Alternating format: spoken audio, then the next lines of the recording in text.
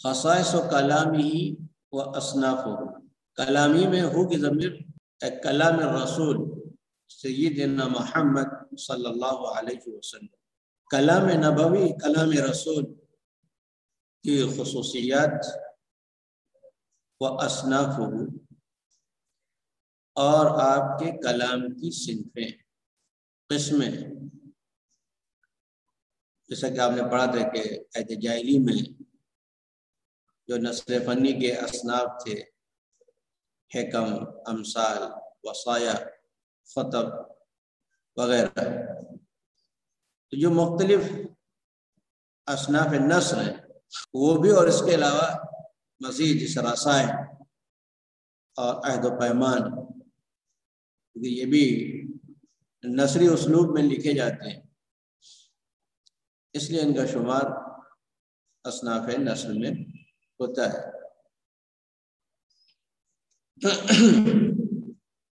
اب یہاں پر آپ پہلی لائن میں دیکھیں 4 خوبیاں یا خصوصیات بیان کی ہیں کہ کلام نثر مرسل، آپ کا کلام نثر مرسل ہے۔ مرسل سے مراد خالی عن القافیہ والوزن، منظوم نہیں ہے، منثور ہے۔ اور بہت زیادہ جو لوگ کلام کو بوجھل کرتے ہیں تشبیہات، مجازات، کنایات کے استعمال سے، وہ چیزیں بالکل رواں اور سلیس، یہ مرسل جو تصنع اور تکلف سے خالی ہے۔ وَبَدِيعٌ أَيْضًا، اسی کے ساتھ ساتھ جو نرالا اور انوکھا بھی ہے، یعنی اس کے اندر ندرت، ابداع، ابتکار اور جدت بھی ہے، اس لیے کہ آپ کی تعلیم و آپ کی تربیت، کہ ادبنی ربی فاحسن تادیبی،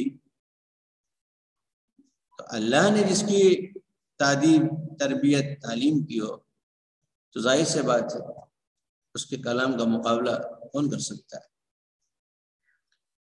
سہل مأخذہ، اس کا لینا، اس کو اختیار کرنا آسان ہے، یعنی ایسا بھی نہیں کہ آپ کو سمجھ نہ سکے، اس کو اختیار نہ کر سکے، فہم میں بھی آتا ہے، سود فہم بھی، آسان بھی، سرل بھی۔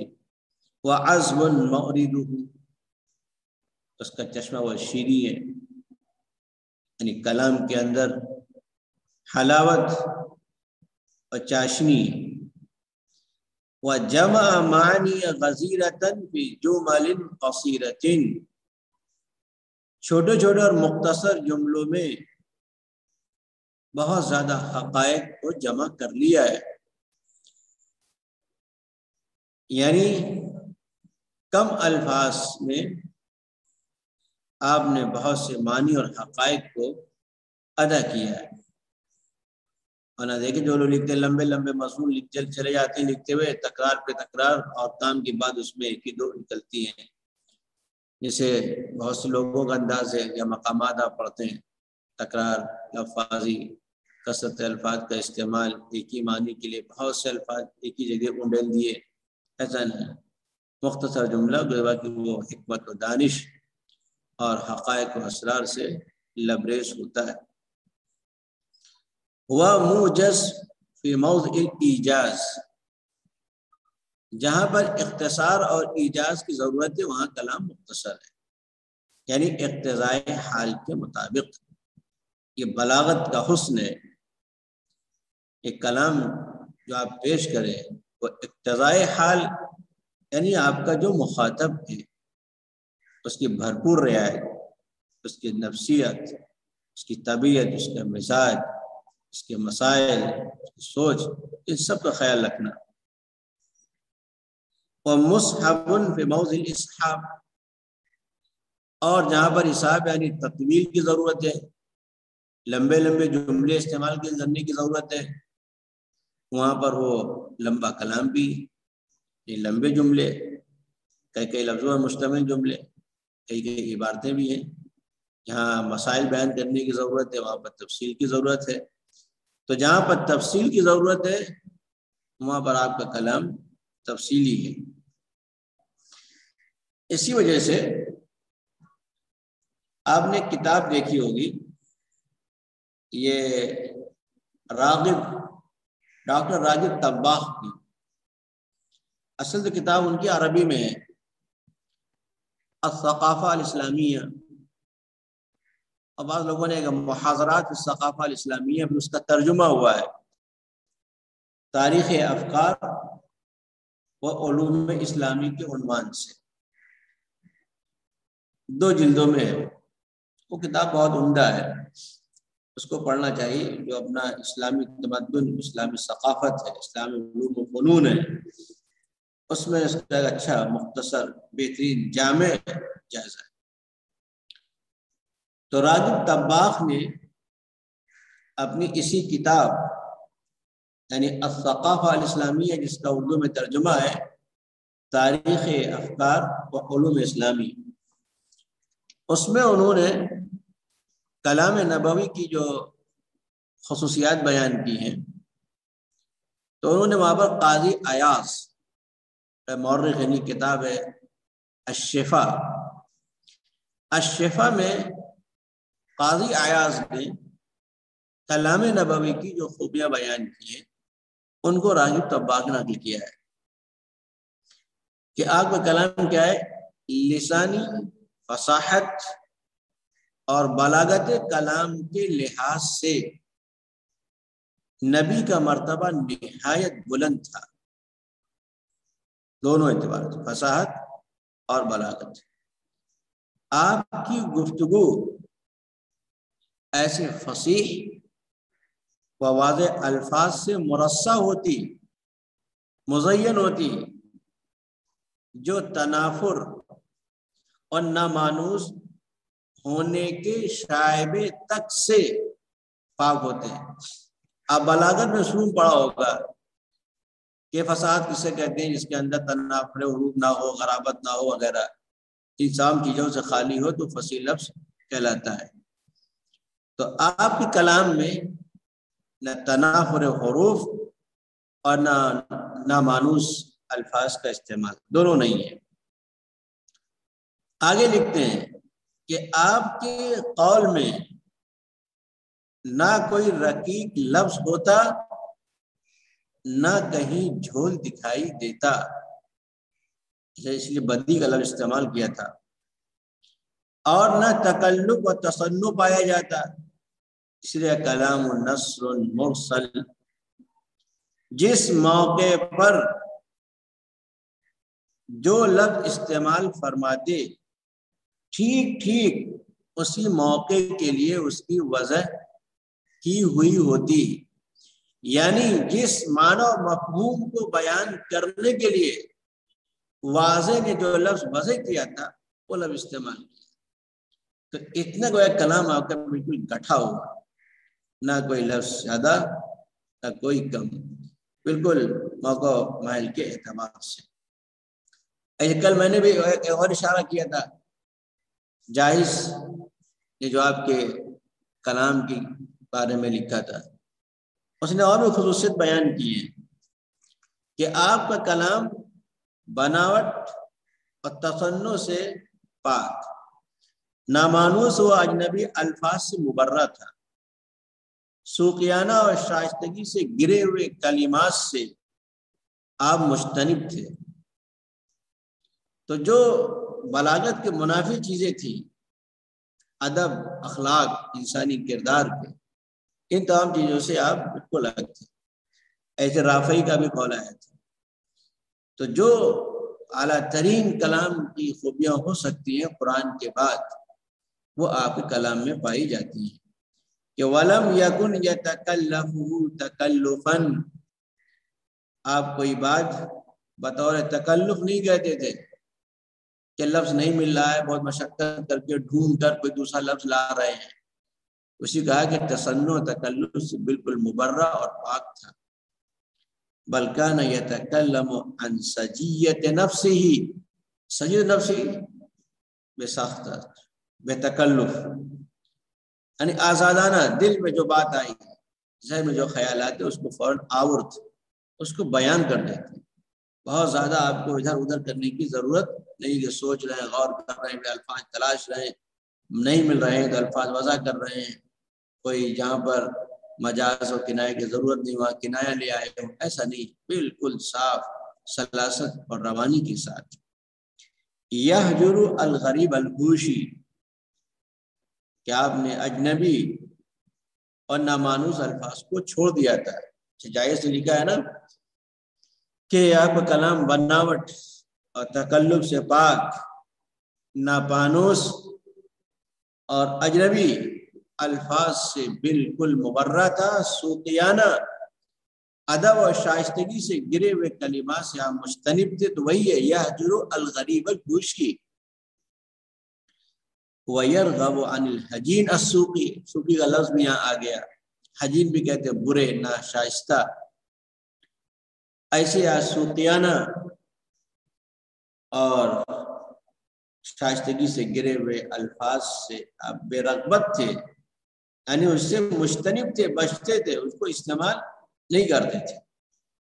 وَقَدْ اشْتَمَلَ كَلَامُ عَلَى أَصْنَافٍ أَدَبِيَّةٍ عَدِيدَةٍ. آپ کے کلام میں مختلف ادبی اصناف پائے جاتے ہیں. آگے بھی بیانیہ آ گیا کہ وہ اصناف کون کون سے ہیں.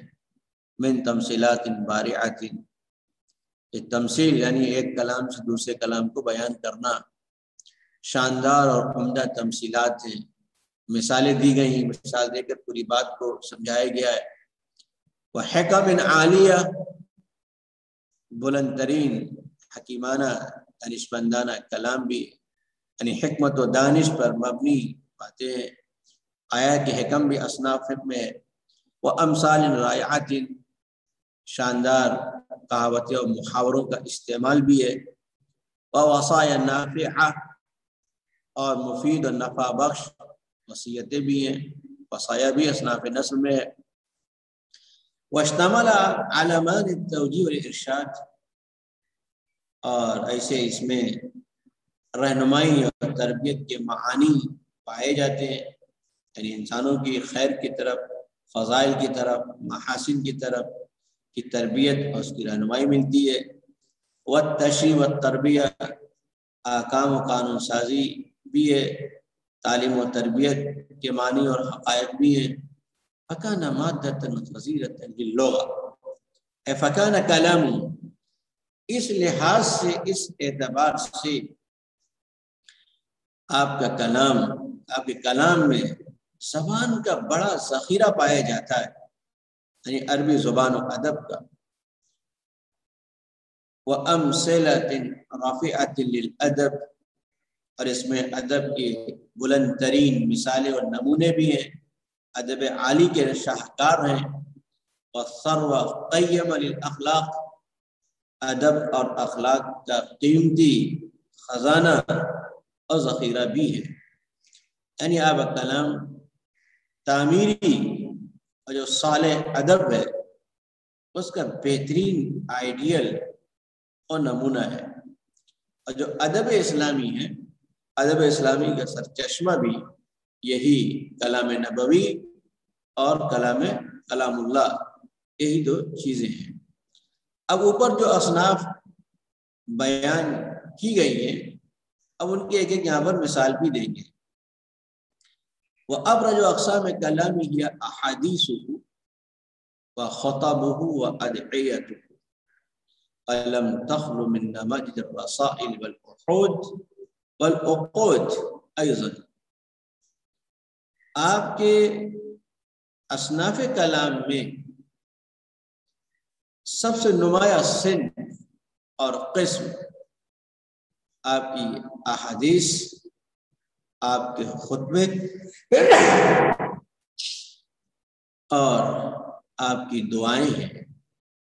اسی کے ساتھ ساتھ آپ کے یہ کلام یا سن میں خطوط، عہد و پیمان اور معاملات کے نمونوں سے بھی خالی نہیں ہے.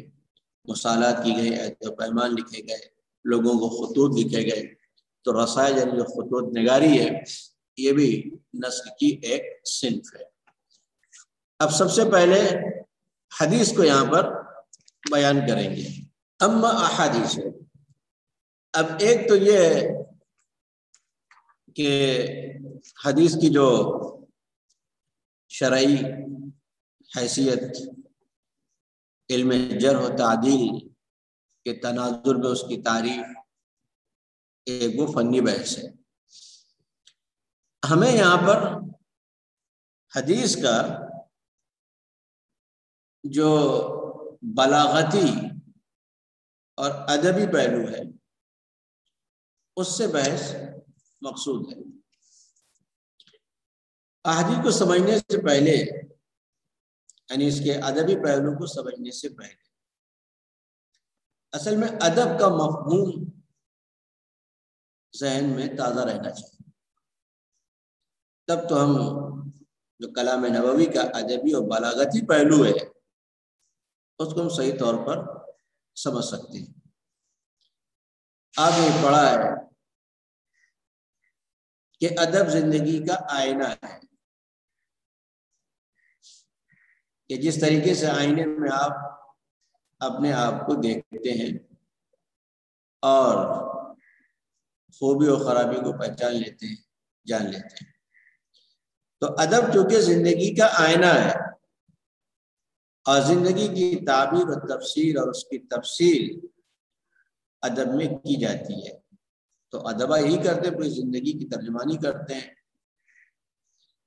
ایسے ہی حیات انسانی، یعنی انسان کی جو زندگی ہے وہ بھی ادب میں پائی جاتی ہے. اور جب مفتی الشعراء کو پڑھیں گے، ادبا کو پڑھیں گے، انہیں کی تحریروں کو پڑھیں گے، تو انسان کی زندگی کے جو مختلف شعبے ہیں سب ہیں. اسی لیے کہتے ہیں کہ ادب کے بغیر زندگی کا تصور، ادب کے بغیر زندگی کا تصور اور زندگی کے بغیر ادب کا تصور نہیں کیا جا سکتا. جب زندگی نہیں تو آپ بیان کیا کریں گے، اور ادب نہیں تو آپ زندگی کو کیا بیان کریں گے. تو گویا کہ ادب اور زندگی ساتھ ساتھ چلتے ہیں. اسی لیے زندگی ادب پر اثر انداز ہوتی ہے اور ادب بھی زندگی پر اثر انداز ہوتا ہے. زندگی میں جو معاملات آتے ہیں، حالات آتے ہیں، تغیرات ہیں، تطورات ہیں، اس سے ادیب متاثر ہوتا ہے. اور ادیب جو پیش کرتا ہے جو افکار، رجحانات اور خیالات، اس سے زندگی متاثر ہوتی ہے. اس تناظر میں دیکھیں نبی اکرم صلی اللہ علیہ وسلم کے ادب میں زندگی جس انداز میں پیش کی گئی ہے، یعنی آپ صلی اللہ علیہ وسلم نے زندگی کے مختلف پہلوؤں کو، قضایا اور اس کے جو مسائل ہیں اس کو جس طریقے سے ظاہر کیا گیا ہے، کوئی اور ادب یا کوئی ادیب اس سے بہتر ظاہر نہیں کر سکتا. بہت سی مثالیں آئیں گی تو آپ دیکھیں گے کس طریقے سے انسانیوں کے جذبات، حتیٰ کہ جو نسوانی احساسات ہیں ان کی بھی ترجمانی بہت اچھی ملتی ہے. تو ایسا ادب جو زندگی کی بھرپور عکاسی کرتا ہو اور جو جمالیاتی احساس کی بھرپور علامت اس میں موجود ہو، تو پھر وہ ادب کیا ہوتا ہے؟ سب سے اعلیٰ ترین ادب شمار کیا جاتا ہے. آپ دیکھیں کہ آپ کی جو ہزاروں اقوال، سینکڑوں احادیث، آپ کے خطبے وصایا، ان میں آپ دیکھیں انسانی زندگی کے تمام جزئیات پر روشنی ڈالی گئی. تو زندگی کا کون سا وصف ہے جس کا تذکرہ آپ کے کلام میں نہ ملتا؟ اسی کا ہے کہ آپ کے جوامع الکلم، جامعیت، زندگی کے ہر پہلو پر آپ کا کلام محیط ہے.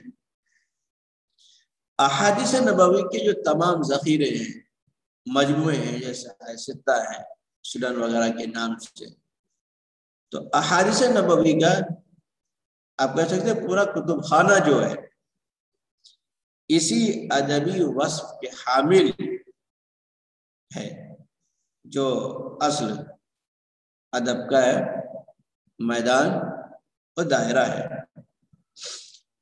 تو نبی اکرم صلی اللہ علیہ وسلم کے اقوال نظام زندگی کے لیے قوانین کی حیثیت بھی رکھتے ہیں، اس لیے کہا گیا ہے کہ آپ کے کلام میں التشریع یہ بھی موجود ہے، اور عام انسان کے قانون کی کسی عبارت کو ادبی شہپارہ کا درجہ نہیں دیا جاتا۔ یعنی آپ دیکھتے ہیں کہ جو وکیلوں کی جو گفتگو ہوتی ہے، وکیلوں کی کلام جو لکھتے ہیں، آپ اس کو ادب نہیں کہہ سکتے، لیکن یہ کلام نبوی خصوصیت ہے کہ آپ نے قانون کو بھی ایسی زبان میں بیان کیا ہے جو ادب کا اعلیٰ شاہکار معلوم ہوتا ہے۔ کیوں؟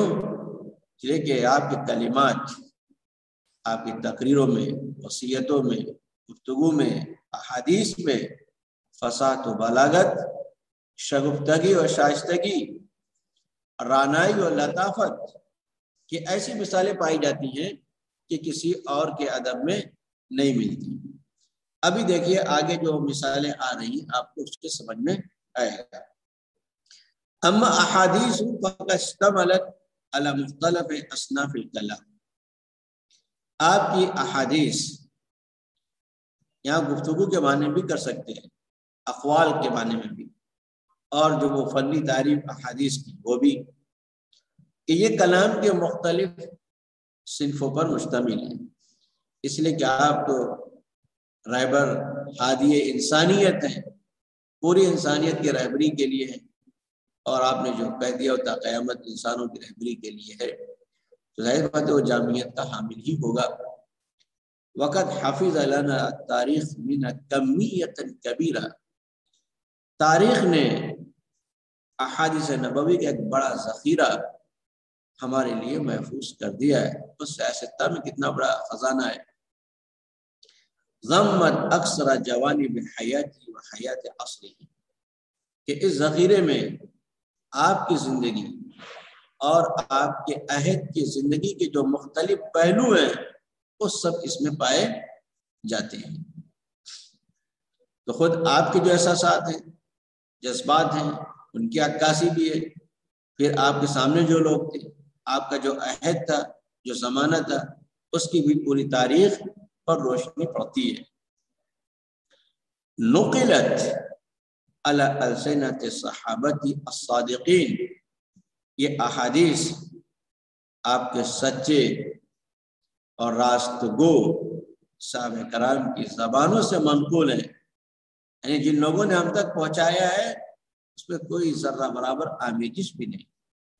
رضی اللہ عنہم و ارضاہم، اللہ ان سے راضی ہو اور انہیں خوش رکھے۔ وَهَذَا مِثَالٌ مِّنْهُ وَقَدْ يَدْعُو مَعَانِيَ كَثِيرَةً۔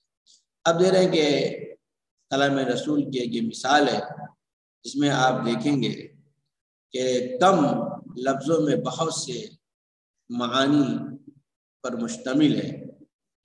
ما وضوح بیان، اس ایجاز اور اختصار کے باوجود کلام میں کوئی تعقیق، کوئی پیچیدگی اور غموض بھی نہیں ہے، بلکہ جو ذرا سے بھی عربی زبان اس کے شغف یا اس کا شعور رکھتا ہے، شدبد رکھتا ہے، تو بآسانی اس کو وہ سمجھ لیتا ہے کہ ان اللہ فرض فرائض لا تضيعوها، اللہ نے بہت سے احکامات، فرائض، واجبات فرض کیے ہیں، نافذ کیے ہیں، فلا تضيعوها، تو انہیں ضائع نہ کرنا۔ اب یہ لفظ ایک ہے صرف فرائض، تو فرض میں صرف نمازی روزہ نہیں ہے، بہت سے ارکان ہیں، اصول ہیں، قوانین ہیں، احکامات ہیں، پوری شریعت اس کے اندر ہے۔ اب شریعت کو آپ بیان کرنا چاہیں تو اس کے لیے تو آپ کو کئی کتابیں چاہیے کہ اس کے احکام و قوانین کو بیان کریں، لیکن زمان نبوت نے یہ مختصر سے لفظ میں اسلام کے جتنے احکامات، فرائض و واجبات ہیں سب اس میں آ جاتے ہیں، سب پر آپ کو ہے کہ عمل کرنا ہے، اس سے بچنا نہیں ہے۔ وَحَدَّدَ حُدُودًا فَلَا تَعْتَدُوهَا، اللہ نے کچھ حدیں متعین کی ہیں، حدود متعین کیے ہیں، فلا تعتدوها اے فلا تجاوزوها، ان سے آگے مت بڑھنا، یعنی ایک دائرہ کھینچ دیا گیا ہے، نظام زندگی ہے، ایک گائیڈ لائن ہے کہ ہمیں یہاں تک رہنا ہے، اس سے آگے نہیں بڑھنا ہے، جس کو حرام اور حلال کے ذریعے سے بیان کیا گیا ہے۔ اور ایک حدود وہ بھی جو سزائیں ہیں وہ بھی ہے کہ جو جرائم ہیں، معاصی ہیں، سیئات ہیں، گناہ ہیں، ان سے روکنے کے لیے جو مرتکبین ہیں تو ان کی سزائیں اور تعزیرات ہیں۔ وحرم اشیاء فلا تنتهكوها،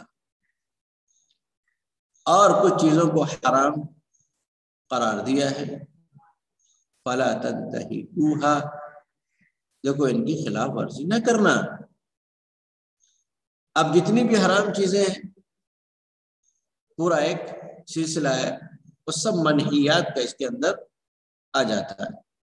وَسَكَتَ عَنْ أَشْيَاءَ، شریعت نے بہت سی چیزوں پر خاموشی اختیار کی، بیان نہیں کیا ہے۔ رحمتم بکم، اور یہ خاموشی کسی غفلت، بھول یا ساون نہیں ہے، بلکہ تم انسانوں کے لیے برائے رحمت ہے کہ اگر وہ سب چیزیں بیان کر دی جاتی تو عمل کرنا مشکل ہو جاتا۔ تو جو چیزیں بیان نہیں کی گئی بلا وجہ ان میں بال کی کھال نکالنا، ان کے پیچھے پڑے رہنا، انسان کیا کرتا ہے؟ انسان اپنے آپ کو مشکل میں ڈالتا ہے۔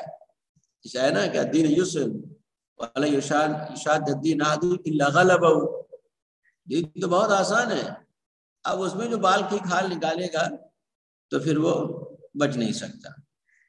تو جتنا کہا گیا اتنا کرنا ہے، اور جتنا نہیں کہا گیا اس سے ہمیں کوئی مطلب نہیں۔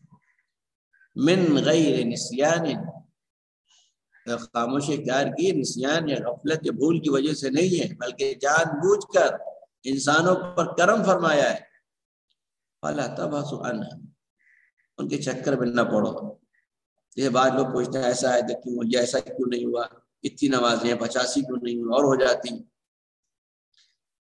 وقال ان اللہ کرہ لکم قیل وقال، اللہ نے قیل و قال کو ناپسند کیا ہے، یعنی چیمے گوئیاں، بلا وجہ تبصرے، جیسے ابھی آپ لوگوں نے ایک اعلان جاری کر دیا اور سب اس میں پڑ گئے، اب یہ قیل و قال ہی ہو رہا ہے، کوئی کچھ کہہ رہا ہے، کوئی کچھ کہہ رہا ہے، کوئی پریشان ہے، حقیقت کیا ہے کوئی نہیں جانتا۔ وَكَثْرَةَ السُّؤَالِ، اور بہت زیادہ سوال سے منع کیا ہے، ورنہ بھی بنو اسرائیل والا حال ہوگا، ایک گائے کو ذبح کرنا تھا، اس کا رنگ کیا ہوگا، عمر کیا ہوگی، کیسی ہو، کتنے پریشان ہے، ڈھونڈتے رہے، ڈھونڈ نہیں سکے۔ یہی سوال آپ لوگ کرتے ہیں، بھائی آن لائن پڑھ رہے، پڑھتے رہیے، کب کھلے گا، نہیں کھلے گا، کیا ہوگا، سند ملے گی نہیں ملے گی، بغیر سند کے ندوی ہو جائیں گے تو کیسے کام چلے گا، تو کوئی اور لمبی چیز بیان کر دی جائے گی اچانک تو آپ پھنس جائیں گے۔ اس لیے جو چل رہا ہے اس پر اکتفا کرنا ہے۔ وَإِذَاءَةَ الْمَالِ، اور مال کو ضائع کرنے سے روکا ہے، اس کو ناپسند کیا ہے۔ بہت حکمت واقعی، آج کل دیکھیں جہاں مال خرچ کرنے کی ضرورت نہیں، آدمی کروڑوں لاکھوں اڑا دیتا ہے شادی بیاہ میں، نمود و نمائش کے لیے، ریا کے لیے، اور جہاں خرچ کرنا چاہیے وہاں ہاتھ روک دیتا ہے۔ بھیجا نہیں، اسراف نہ ہو، خرچ کرنے کی تلقین بھی ہے، خیر کے کاموں میں اور اللہ کے راستے میں خرچ کرنا۔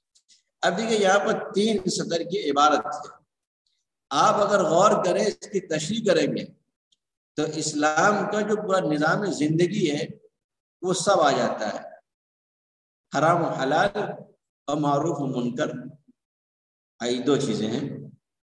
معروف جتنی ہے میں سب کرنا ہے، فرائض سے لے کے مستحبات تک، منکر میں جتنی برائیاں ہیں چھوٹی بڑی سب سے بچنا ہے، اور حرام و حلال میں محدود ہے۔ اب اس کو بیان کیا تو لوگوں نے صرف حلال کو بیان کرنے کے لیے کتنی لمبی چوڑی چوڑی کتابیں لکھی، کیا کیا حلال ہے کیا حرام ہے۔ تو دیکھنے میں تو ہمیں صرف یہاں پر 3 لائنیں، 3 عبارتیں لگ رہی ہیں، لیکن غور کریں گے تو اس میں حقائق اور اسرار شریعت اس کے اندر پوشیدہ ہے، کہ اسرار شریعت کو بیان کرنے کے لیے شاہ اللہ دہلوی نے حجت اللہ بالغہ الکتاب لکھی، پھر بھی مکمل نہ ہو سکے۔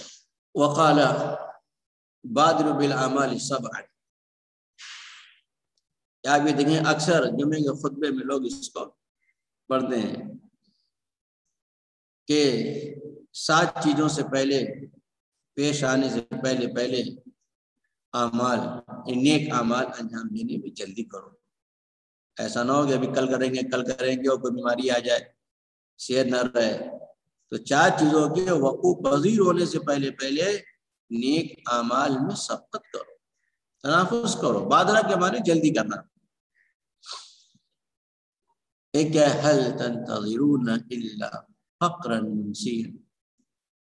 آپ لوگ انتظار نہیں کرتے مگر، استثناء کا ترجمہ ہے کہ آپ ایسے فقر و فاقے کے منتظر ہیں جو بھلا دے گا. یعنی ابھی آپ کے پاس مال ہے اور آپ اسے صحیح راستے میں خرچ نہیں کر رہے ہیں، ایک دم سے کوئی مصیبت آ گئی، مال ختم ہو گیا. اب آپ سوچ رہے ہیں کہ مال ہوتا تو خرچ کرتے، خود نہیں مل رہا ہے. اب اس میں غفلت میں پڑ جائیں گے، مال نہیں ہے، کمانے کی فکر ہے، روزی کمانے کی فکر لگی رہے گی. تو آپ عبادت کیا کریں گے؟ کیسے ہم مال انجام دیں گے؟ فراغت ہے، صحت ہے، قوت ہے، مواقع ہیں، تو جب جو سے حالت میسر ہو اس سے پورا فائدہ اٹھانا چاہیے. او غینا متقین، یا ایسی دولت و مال دیکھ رہے ہیں جو سرکشی پیدا کر دے گی. یعنی سے بہت سا مال سوچتے ہیں اچھا اور کما لیں، اور جتنا مال آتا جاتا ہے پھر انسان اتنی آگے بڑھتا چلا جاتا ہے اور دور ہوتا جاتا ہے. ایک صحابی کا واقعہ آتا ہے، بکریاں تھی پہلے مدینے کے اندر تھے، زیادہ ہوئی تو باہر نکل گئے، اور زیادہ ہوئی تو اور دور چلے گئے، اور زیادہ ہوئی تو اور دور چلے گئے. یہاں تک ہو گیا کہ زکوٰۃ دینا بھی بند کر دیا. تو کم جتنا ہے، جو چیز حاصل ہے قبل کہ وہ اپنے حد سے تجاوز کرے اس سے بھی فائدہ اٹھائے. او مرضن مفسدن، یا ایسی بیماری کے منتظر ہیں جو بگاڑ دے گی. یعنی صحت یا عبادت نہیں کر رہے، فالج کا اثر ہو گیا، ایکسیڈنٹ ہو گیا، کوئی اور بیماری آ گئی، چلنے پھرنے سے قاصر ہو گئے، پھر افسوس ہوگا کہ نہ نماز پڑھ پا رہے ہیں، نہ دیگر کام انجام دے پا رہے ہیں. تو نہیں، صحت ہے، فراغ ہے، اس میں اس کام کو انجام دیں. او حریمن مفندن، یا ایسا بڑھاپا جو کشٹ بنا دیتا ہے. 100 سال کے ہو گئے، 80 سال کو سمجھ نہیں آتا ہے کیا کر رہے ہیں، جو صحیح بولنا چاہیے غلط بول رہے ہیں، غلط کیا وہ بھی نہیں کہہ پا رہے ہیں. تو سب جو اوقات، جو مراحل ہے، حسب موقع انجام دیتے رہے. او موتن، یا ایسی موت جو بالکل گرا دے گی، انتظار میں جسے ہوتا ہے بہت. آپ دیکھیں شادیوں کے موقع پر گھر سے بارات نکلتی ہے اور جگہ پر نہیں پہنچی، کوئی واقعہ پیش آ جاتا ہے، اچانک آدمی چلا جاتا ہے، ختم ہو جاتا ہے. وہی مجاز، ایسی موت جو بالکل خاتمہ کرتی. اب الدجال، یا سوچتے ہو ابھی قیامت کہاں آئے گی، قیامت میں تو دجال آئے گا پھر دیکھا جائے گا.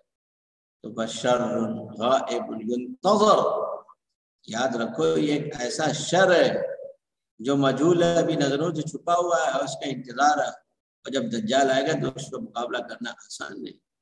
اب اس یا قیامت کے منتظر ہو، فساد اور ادھا و امر، قیامت تو اور زیادہ بھیانک اور سخت ترین ہے. وہاں تو صرف حساب و کتاب دینا ہوگا. کوئی علامت تھوڑو آئے گی کہ 2 مہینے کے بعد قیامت آنے والی ہے تو فوراً محمد صاحب تیار ہو جائے کہ نہیں اب بس مسجد میں رہنا، سجدے میں پڑے رہے 2 مہینے، تو پتہ ہی نہیں چلے گا کب آنا ہے اس کو، کب موت آنا ہے، کب قیامت آنا ہے. تو یہاں پر دیکھیے حکیمانہ کلام، یہی حکمت کا انداز کہ آپ غور کریں کہ واقعی یہ چیزیں، یہ حالات ایسے ہیں کہ اگر یہ پیش آ جائیں تو انسان پھر کسی کام کا نہیں رہتا ہے، کچھ نہیں کر سکتا. اسی لیے کہا جاتا ہے صحت ہے، فراغ ہے، اور جو حالات ہیں اسے ضائع نہ کریں. آج کے کام کو کل پر نہ ڈالیں، یہ کل کر سکتے ہیں، پرسوں کر سکتے ہیں. انسان معلوم نہیں کہ 1 گھنٹے کے بعد، 2 منٹ کے بعد، یا اگلے سیکنڈ کے بعد کیا ہونے والا ہے وہ بھی پتہ نہیں چلتا. تو یہاں پر بھی دیکھیں کہ مختلف چھوٹے چھوٹے جملے استعمال کیے گئے ہیں، اور ہر جملہ اپنے اندر زندگی کی ایک حقیقت کو رکھتا ہے.